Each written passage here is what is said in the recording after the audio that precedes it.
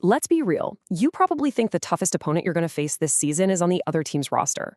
But what if I told you the most dangerous ones are actually invisible? They're lurking in the locker room, on the wrestling mat, even on the water bottles. In this explainer, we're going to uncover the infections that can sideline you way faster than any defender. It makes athletes uniquely vulnerable. So our mission is to break this all down. Look, this isn't just about washing your hands. This is about getting a real competitive advantage. Knowing how to spot, avoid, and properly deal with these infections, that's a legit pro-level hack. It keeps you on the field while other players are stuck at home feeling miserable. You're outsmarting an opponent they don't even see coming.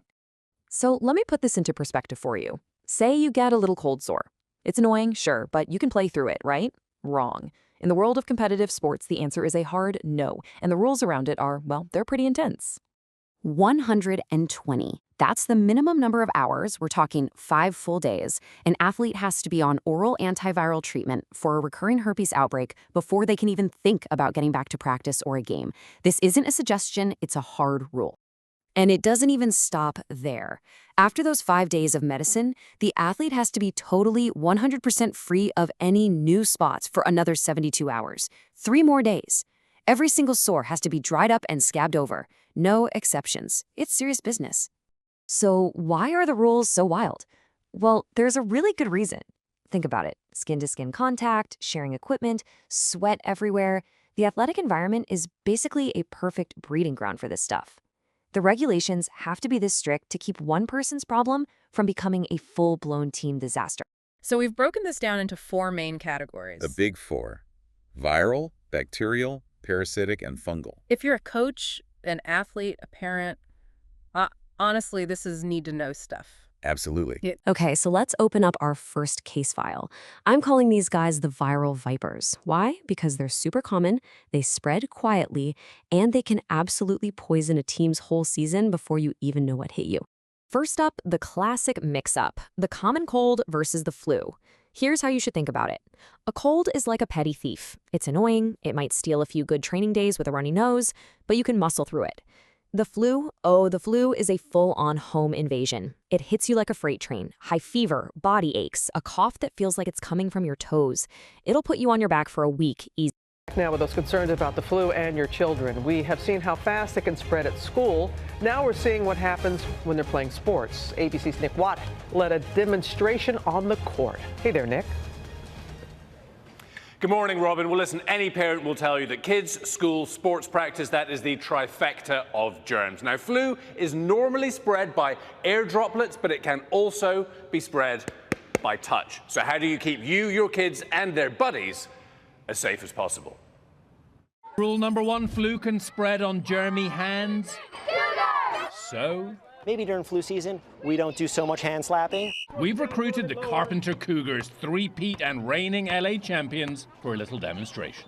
I'm about to cover Axel in glow germ and see how far it spreads. This harmless powder mimics the potential spread of a virus.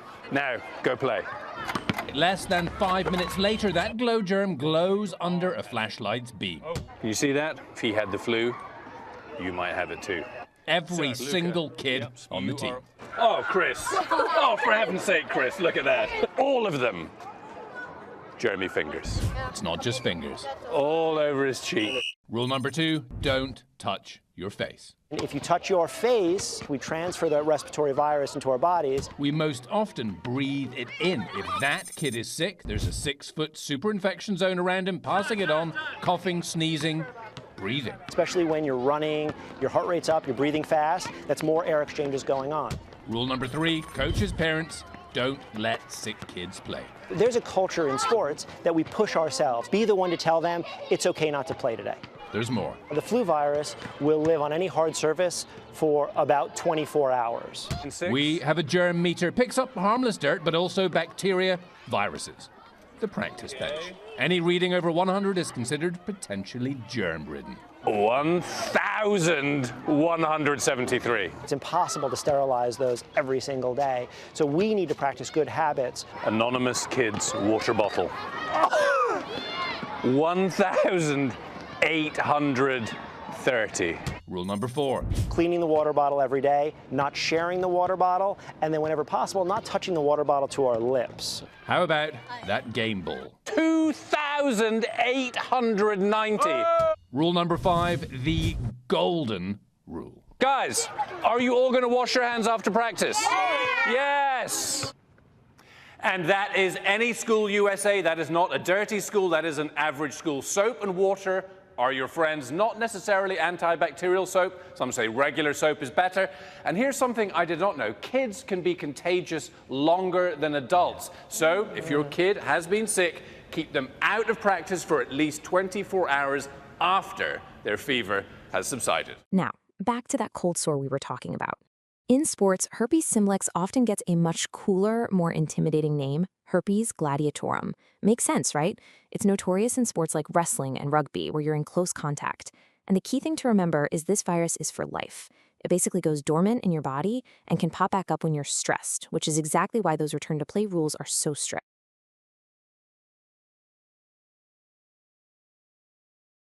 All right, next up is mono. Everyone knows it as the kissing disease, and yeah, the fatigue is no joke.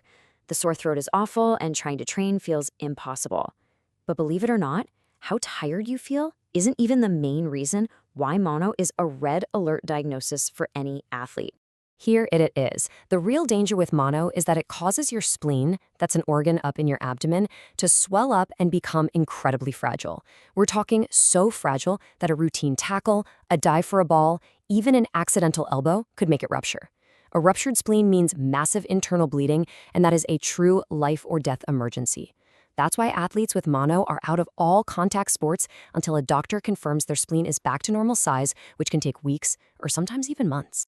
Okay, moving on from viruses. Time to open the file on our next group of opponents, the bacterial bruisers. These infections can go from 0 to 100 terrifyingly fast, and they're a huge concern in the world of sports medicine. We have to start with the most critical one, bacterial meningitis. This is not something you tough out. It's an infection of the lining around your brain and spinal cord, and any delay in getting help can be catastrophic. The red flags are impossible to miss and mean you call 911 right away. A sudden high fever, a crazy stiff neck, and a headache that is just off the charts painful.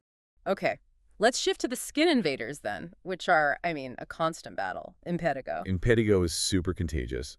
It loves environments where skin is getting scraped and stressed. You see those red sores that pop and ooze and then form that kind of honey-colored crust. And the return rules for this, how do they compare to the herpes rules? They're very similar. Lesions have to be totally scabbed over, no oozing. The lesion-free window is a bit shorter. It's 48 hours, not 72. Okay. And you need to have finished 72 hours of oral antibiotics. Now, for a bacterial infection that's a lot sneakier when it first shows up, it usually looks like absolutely nothing, maybe a little pimple. But it's one of the single biggest threats you'll find in a modern locker room. This is the injury that totally sneaks up on you. So, is it just a pimple or is it a superbug? We are talking about MRSA. That's a type of staph infection that's become resistant to a lot of common antibiotics. It often starts as a small red bump you'd probably mistake for a spider bite. But here are the tells. The area is warm, it's often filled with pus, and you might have a fever along with it. So this brings us to the #1 defensive play against MRSA. Just don't get it in the first place. Because it spreads so easily, hygiene is everything. Seriously, do not share towels, razors, water bottles, anything. This isn't about being selfish with your stuff. It's about being a smart, disciplined teammate.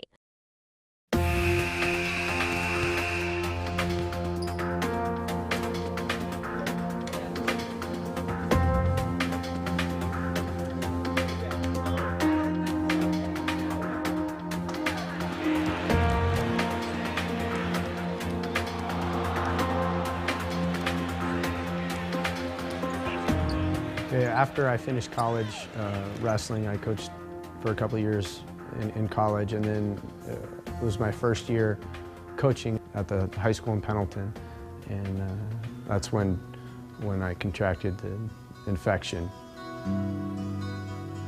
I first noticed it, I thought it was an ingrown hair. I wasn't sure what it was exactly. I didn't know if it was a spider bite or an ingrown hair. I wound up having 3 different surgeries. They were like, oh my gosh, it's MRSA, this is not good.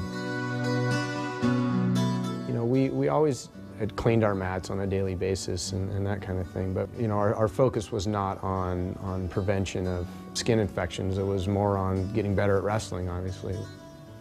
We did have a team rule at the time that every kid needed to shower after practice and wear clean clothes and things like that, but it certainly wasn't policed very closely and made sure that every kid was diligent and making sure they were avoiding infections. Okay, so we know that is really dangerous, but what is MRSA? Well, it's a bacteria, a bug, a germ, a microscopic killer that slips into your skin and infects it. It's also the most common cause of skin and tissue infections in the US today. MRSA stands for methicillin-resistant Staphylococcus aureus. It's a staph infection that has evolved through the years. It's gotten tougher, and now the common antibiotics like penicillin, methicillin, and oxacillin no longer effective. These resistant bugs can even beat the newest and best antibiotics out there, allowing MRSA to spread and grow. Growing up wrestling, most of the skin infections and whatnot that you would hear about would be ringworm. Occasionally you'd run into some staph infection. Didn't initially look like anything that was going to be a serious problem. Waited till Monday morning, went to the doctor, got some antibiotics, returned home. Things didn't get any better. They actually progressed. They got a little bit worse and a little bit worse. Went back on Monday to the emergency room. Got some more antibiotics, some different antibiotics. I was under the impression that second round would do the trick. The thing that most people don't realize is the progression and seriousness of MRSA. In some cases within days and sometimes even hours. Something as simple as a small boil or a cut can become an abscess, or a series of small boils might erupt. If you ignore it, the wound can grow and grow in length and in depth. If left untreated, it can even move deeper into your body and infect your blood, your organs, or your bones. In the worst cases like mine, you end up in a hospital bed with an IV in your arm. People have had limbs amputated, and otherwise healthy young athletes have even died. On Thursday, I saw the nurse practitioner at our school, and she said, you have to get in to see the specialist because this is not a good situation. And again, by that time, my leg had really, really swollen up and things had significantly deteriorated. The initial site of the injury was right here. It was just a little spot, and I still have actually a little scar right there. And that's where it started, and then it progressed. Like I said, by the end of the day, it was probably about like that. And then that was on a Saturday. Sunday morning, it had started to crawl up my leg. By Monday or Tuesday, it was the size of, almost like a volleyball. When he told me I was going to have surgery, that was like 3 o'clock in the afternoon, and I was in surgery about 5 o'clock that evening. He had kind of described an incision about like this, somewhere in here, to clean all this out. And like I said, I woke up with a 14-inch incision, basically went from here just up above my knee. And it was really surprising. And when the doctor came in and said, this is a lot worse than what I anticipated, that was a scary moment. And once they found out it was MRSA infection, things became a little more serious as far as the tone of the hospital and the doctors and whatnot, because they were worried that it would continue to progress. There was some conversation with my wife and I believe my parents as well about the possibility of losing my leg and ultimately, if left untreated, would kill me. After the second time they had to do surgery, they went in and they made a second incision because the infection had spread up my leg, up towards, basically from my ankle to my tailbone. It had spread, so they had to make an incision higher up on my leg to get to the infection. There's about a 2-day waiting period in there where they were just waiting to see whether or not the medical attention that they were giving me was working. And fortunately it did, and I think I was lucky from that standpoint. And I'll never ever forget the first time they bent my leg after surgery. It was the worst pain I've ever felt in my life. I spent the first month out of the hospital. I was in the hospital for 10 days, I believe, 9 or 10 days. And then following that, I was basically bedridden. I was in bed for a month after that. It happened at the end of January. And if I was, competing, it would have completely ended, any hope to finish the season at that point. So we've talked about how serious and dangerous MRSA is, but where does it live? Well, the most dangerous place of all might be a locker room. MRSA loves warm, humid environments. In fact, these bacteria can hang out and live on a bar of soap or a wet towel for days, just waiting until the next innocent victim comes along. That's why they call this community-acquired MRSA, because it can spread through a whole community or team. One of the most common ways MRSA is spread is through the hands, and fortunately, that's easy to fix. In fact, the best way to beat MRSA is to practice good hygiene along with whatever sport you play. We want to stress that when we wash, we talk to our athletes and when we're washing our hands, that we wash up above the elbow with an antimicrobial soap to make sure that, because that's the biggest area of skin-to-skin contact is going to come with your hands. MRSA is alive on wrestling mats, towels, football pads, knee pads, anything that your skin is going to come in contact with, uniform-wise, in any sport. So one of the things that people don't realize is that when somebody puts on a knee pad or an elbow pad, and then they take that pad off, they slough some of the dead skin cells off. And that is where the staph infection can live, off the dead skin cells that are remaining in that particular pad. Here are a few tips to keep you safe in the locker room and in competition. Because MRSA loves sweaty skin, wash with an antibacterial soap like Hibiclens.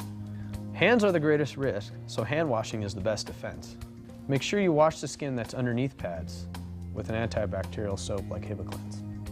Have your athletic trainer look at the most suspicious lesions. Wash your workout clothes in hot water, then dry them with hot air until they're completely dry. And always clean your equipment. I'm a living example of someone who is fairly diligent in making sure that I am hygienic, but at the same time, there are some other preventative measures that we need to take to make sure that these things aren't happening. And that's the one thing that I would tell athletes is that this can happen to anybody in any sport. One thing for sure is that MRSA affects all sports, whatever sport it is. If you get sweaty, come in contact with other players, share common gear, or even just touch common surfaces, you've got to remember that your best defense is a shower with an antimicrobial cleanser like Hibiclens. MRSA is invisible and dangerous, but it can be beat. Just like any competitive sport, you have to take the workout as serious as game day. By practicing good hygiene in the locker room and in competition, we can keep this dangerous little bug from even being a factor. Trust me, washing with an antimicrobial cleanser like Hibiclens will now forever be a part of my workout. Long term, it's taken me a long time to recover, I think, but in the end, I'm lucky from the sense of I've been able to coach and wrestle, pretty much freely right now. But I got lucky.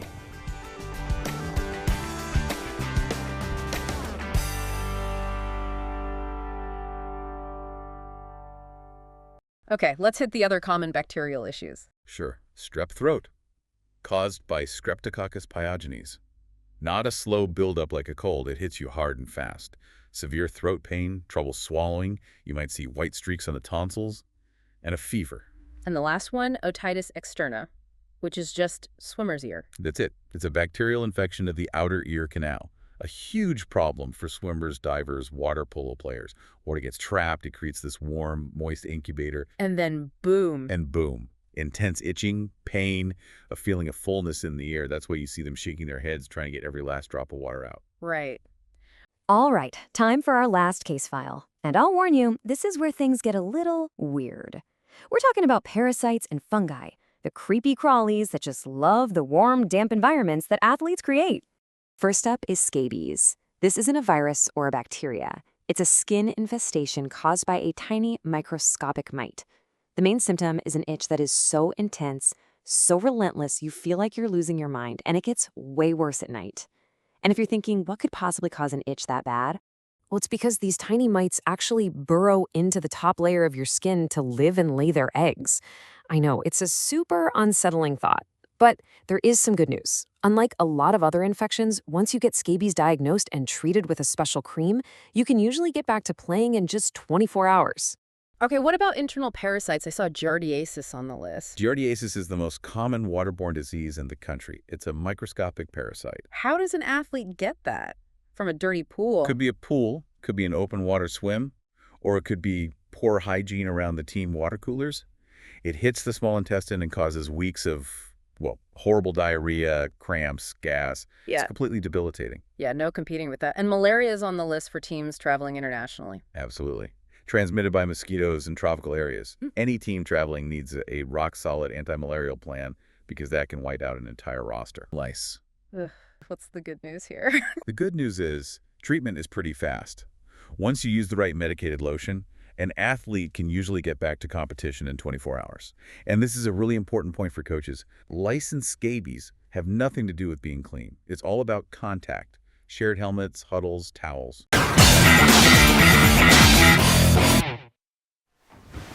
And what can I do for you today, sir? Waxed mullet, please. Impeccable taste as usual. Oh, nits. What? I'm afraid, sir, you have head lice. I'm not going to be able to deal with you today. You're joking. How embarrassing. But what do head lice really look like? Up close, under the microscope. And when I say close, I mean at 200 times magnification. It's reckoned that as many as 3 million people per year in the UK suffer louse infestation. And contrary to popular belief, the little devils are not attracted to particularly clean or dirty hair. Anything will do. I really don't like them. I don't mind bed mites, dust mites living in your bed, but they live on you. There are about 400 different species of head lice, and fully grown, they can range from a teeny 0.3 of a millimetre to a mammoth 11 millimetres in length. They feed on the blood from your scalp. Yeah, it's disgusting. But apparently without it, they don't live long. They won't survive. And they can't jump, hop, fly, swim, any of those things. So the only way to transfer from head to head is by direct contact. That's why kids get them, isn't it? Yeah.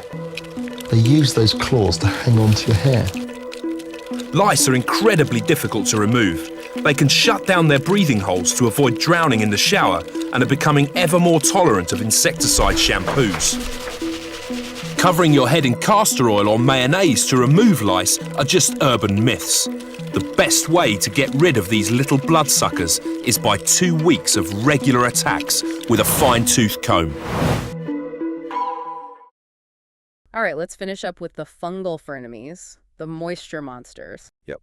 Fungi just love warm, damp places, which is basically an athlete's shoe. Or locker room floor. Exactly. So we're talking about the Taenia family. Taenia pedis is athlete's foot, that itchy, scaly rash between the toes. Next is ringworm, and first things first, it is not a worm, not even close. It's a fungus. And this slide shows a super important detail every athlete needs to know. If you get ringworm on the skin, like on your arm, that's called tinea corporis, you're looking at about 72 hours of treatment before you're cleared. But if that exact same fungus is on your scalp, it gets way down in the hair follicles, and you're benched for a minimum of 14 days of oral meds. Same opponent, but the location completely changes the game. And then you also have things like cutaneous candidiasis, which is a yeast-like fungus. And finally, histoplasmosis, which you can get from breathing in fungal spores. That one affects the lungs. So, after going through all these viral, bacterial, and fungal opponents, what's the big takeaway here? The ultimate performance hack isn't some secret workout or a new supplement. It's knowledge. It's understanding the rules of this invisible game that's being played all around you. Just look at how specific these timelines are. They're not just vague guesses. Knowing there's a 48-hour lesion-free window for impetigo, another common skin infection, versus 72-hour window for herpes, that's not just trivia. That's a strategic advantage that could be the difference between missing 1 game or 3. And here's the bottom line. Your immune system, the health of your skin, that's as much a part of your athletic equipment as your cleats or your helmet. Being smart enough to avoid MRSA or recognizing the early signs of mono isn't separate from your training. It is your training. It is a performance strategy. So I'll just leave you with this final thought. Next time you hear about a player getting unexpectedly benched for an illness, think about the insane pressure on that medical staff. They're constantly making these high-stakes calculations, balancing the need to win against the risk of a team-wide outbreak or a life-threatening emergency. That's the real game happening behind the scenes.